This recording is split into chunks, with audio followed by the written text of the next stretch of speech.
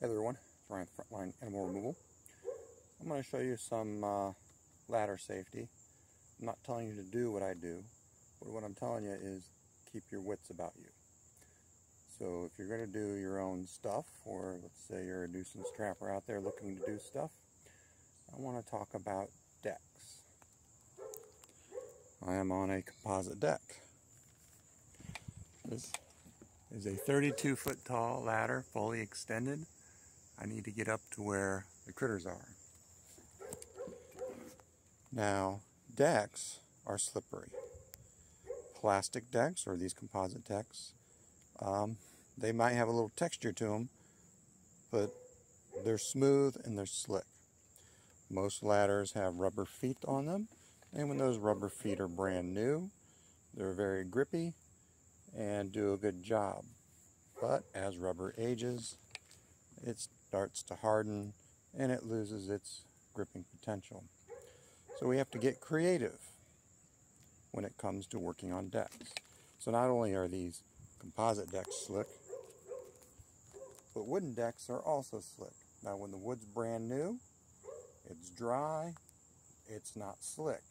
But when it gets wet and when it gets old, particularly when it gets old, microbes start to live on it.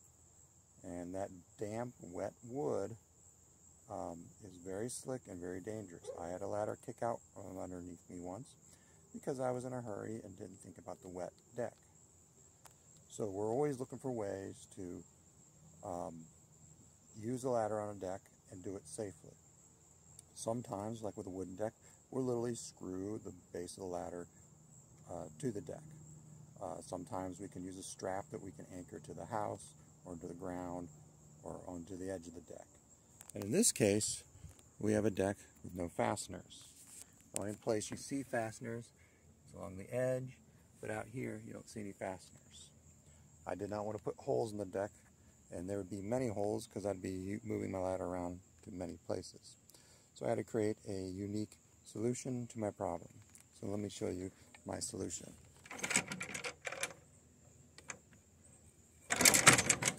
Okay, the ladder is now off my little platform here. Now this, let me show you, it'll go that way, but not that way.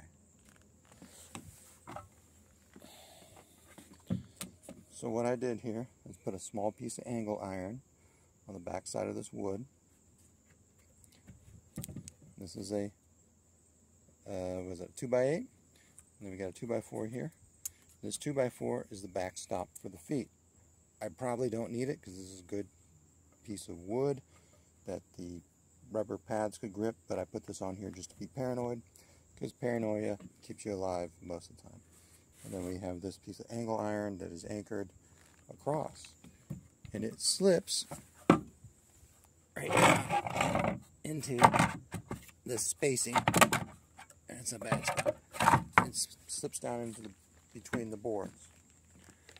So when you apply pressure with the ladder, it pushes the wood onto the deck, which creates grip, and then it can't go back because it has that piece of angle iron in there to prevent the ladder from kicking out this way. That is just a simple little thing that I built.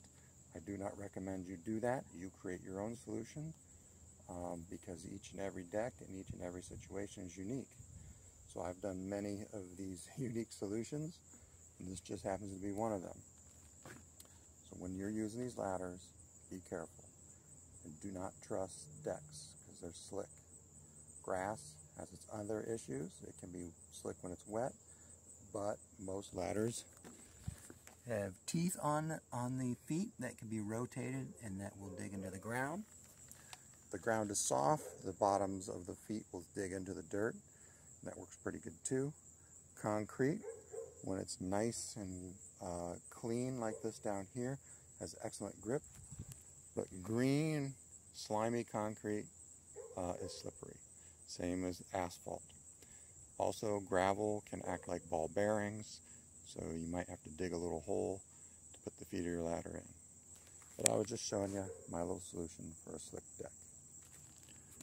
Be careful out there.